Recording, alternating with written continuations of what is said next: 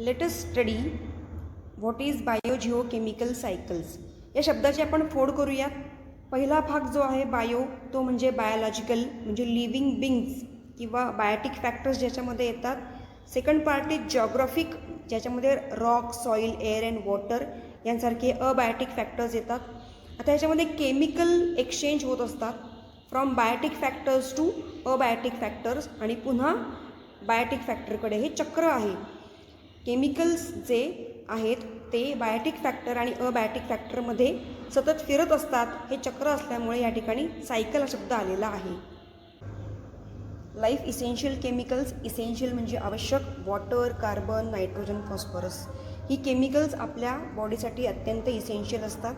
तुमच्यासमोर पिरियॉडिक टेबलमध्ये एलिमेंट्स दाखवले आहेत. या एलिमेंट्सपासूनच केमिकल्स तयार होतात. आपल्या बॉडीमध्ये जी सेल असते त्या सेलच्या आतमध्ये DNA असतो. त्या DNAसाठी नायट्रोजन हे केमिकल आवश्यक आहे, एलिमेंट आवश्यक आहे. तसंच अमायनो ॲसिडसाठी carbon, nitrogen, oxygen, hydrogen, sulphur यांसारखे एलिमेंट्स आवश्यक असतात. आपल्या बॉडीमध्ये बोनमध्ये फॉस्फरस हा मेन कॉम्पोनंट असतो.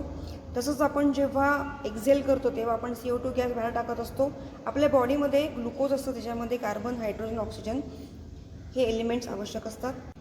आपल्या बॉडीसाठी इसेन्शियल केमिकल्स जे आहेत ती तुम्हाला समोर दाखवली आहेत रंगीबेरंगी जांभळ्या रंगामध्ये. त्यातले काही एलिमेंट्स आपल्याला अर्थमध्ये, काही ओशन वॉटरमध्ये सापडतात, तर काही रॉकमध्ये सापडतात. आता याचा अर्थ आपण रॉक खायचा का? तर नाही. आता आपण बायोजिओकेमिकल सायकल नक्की कशी काम करते ते पाहूया. सुरुवात करू आपण द सनपासून. The sun is a biotic factor. या सूर्याची उष्णता कोण बरं ग्रहण करतं? तर प्लांट्स ग्रहण करतात. आणि ही जी एनर्जी आहे ती प्लांट्स फोटोसिंथेसिससाठी वापरते. त्याच वेळेला सॉईल आणि वॉटर या अबायोटिक फॅक्टरपासून प्लांट्सना काही एलिमेंट्स कंपाऊंड्सच्या रूपामध्ये, केमिकल्सच्या रूपामध्ये मिळत असतात. आणि ॲटमॉस्फेरिक कार्बन डायऑक्साईड गॅस ते या पानांच्या मार्फत आतमध्ये घेत असतात. म्हणजे बघा, सॉईल, वॉटर आणि एअरकडून प्लांट्सकडे काही केमिकल्स आलेले आहेत. प्लांट्समध्ये हे सगळे केमिकल्स आल्यानंतर प्लांट काय करतं? तर फोटोसिंथेसिस करतं. During this process plants prepare their own food. आणि आता प्लांट्सना आपण म्हणतो ऑटोट्रॉप्स, म्हणजे प्रोड्युसर्स. आता या प्रोड्युसरवरती कोण बरं डिपेंड असतं अन्नासाठी? For food primary consumers they feed on producers. सगळे हर्बिवोर्स ॲनिमल्स जे आहेत दे आर प्रायमरी कन्झ्युमर्स, हे आपण पाहिलेलं आहे. त्यानंतर येतो secondary consumer, that is carnivores, they feed on herbivores. Apex consumer or tertiary consumer जे असतात, म्हणजे वाघ, सिंह, गरुड, ईगल यांसारखे, दे फीड ऑन कार्निवोर्स. त्यानंतरचा गट आहे तो क्वाटेमरी कन्झ्युमर्स, दे आर ओमनिवोर्स, म्हणजे ते हर्बिवोर्स पण आहेत आणि कार्निवोर्स पण आहेत. आता त्याच्या पुढचा जो गट आहे तो म्हणजे डिकम्पोजर्स. हे काय करतात? तर आधीच्या प्रत्येक पायरीमधले जे कन्झ्युमर्स आहेत, प्रायमरी, सेकंडरी, टर्शरी और ओमनिवोर्स जे कोणी आहेत, ते डेड झाल्यानंतर त्यांची बॉडी जेव्हा मातीमध्ये मिसळली जाते त्यावेळेला मातीमध्ये असणारे मायक्रो ऑर्गॅनिझम्स हे डिकम्पोजर्स असतात. ते त्या बॉडीचं डिकम्पोजिशन करतात. हे डिकम्पोजर्स त्या बॉडीचं डिकम्पोजिशन करताना कार्बन, नायट्रोजन ह्यासारखे एलिमेंट्स हे ॲटमॉस्फिअरमध्ये परत जातात. आपण सुरुवात केली होती ॲटमॉस्फेरिक गॅसेसपासून. सॉईल, वॉटर इथून मिळणारे केमिकल्स जे आहेत ते प्लांट्समध्ये येतात. आणि प्लांट्स नंतर ते primary consumer, secondary consumer, tertiary consumers आणि ओमनिवोर्स यांच्या बॉडीचं डिकम्पोजिशन झाल्यानंतर पुन्हा एकदा आपण ॲटमॉस्फिअरमध्येच आलेलो आहोत. म्हणजे सायकल पूर्ण झालेलं आहे. म्हणून याला म्हणतात बायोजिओकेमिकल सायकल.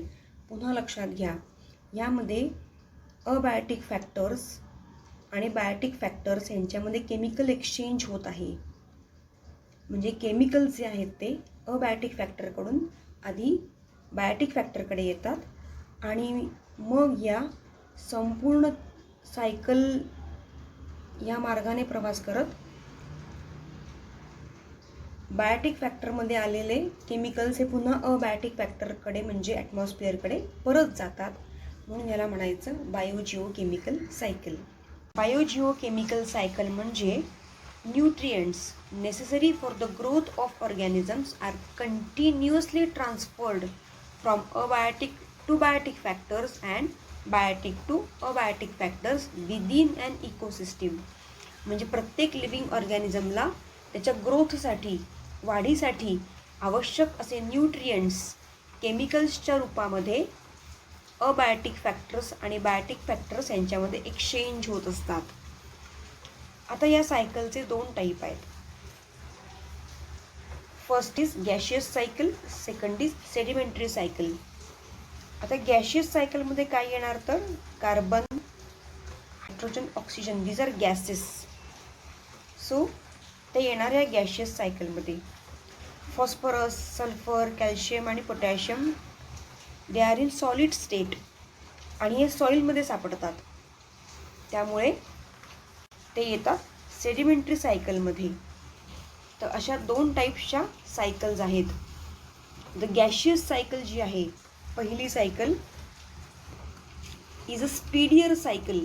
ती जास्त फास्ट आहे दॅन द सेडिमेंटरी सायकल. कारण बघा CO2 जो आहे आपल्या ॲटमॉस्फिअरमध्ये जो CO2 आहे तो क्विकली म्हणजे लगेचच डिस्पर्स होतो with the wind and absorb by the plants. Gaseous फॉर्ममध्ये असणारे हे केमिकल जे आहेत ते पटकन सगळीकडे पसरतात. CO2 सारखा कंपाऊंड जे आहे केमिकल ते प्लांट पटकन ॲब्सॉर्ब करतं आणि ते त्या सायकलमध्ये पटकन जातं. त्यामुळे gaseous cycle is a speedier cycle, जास्त वेगात जाणारी सायकल आहे. Climatic changes and human activities seriously affect the speed, intensity and equilibrium of these cycles. Climatic changes म्हणजे काय तर बघा उन्हाळ्यातही पाऊस पडतोय, हिवाळ्यातही पाऊस पडतोय.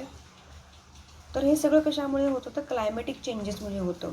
आणि ह्युमन ॲक्टिव्हिटीज म्हणजे माणसांच्या काही ॲक्टिव्हिटीजमुळे या बायोजिओकेमिकल सायकलवरती वाईट असा परिणाम होत आहे. त्याचं स्पीड बदलतो आहे, त्याची तीव्रता म्हणजे इंटेन्सिटी बदलते, त्याचं इक्विलिब्रियम बदलतो आहे, त्याचा बॅलन्स जातो आहे याचा अर्थ. त्यामुळे या बायोजिओकेमिकल सायकल्सचा खूप अभ्यास करायला हवा आहे.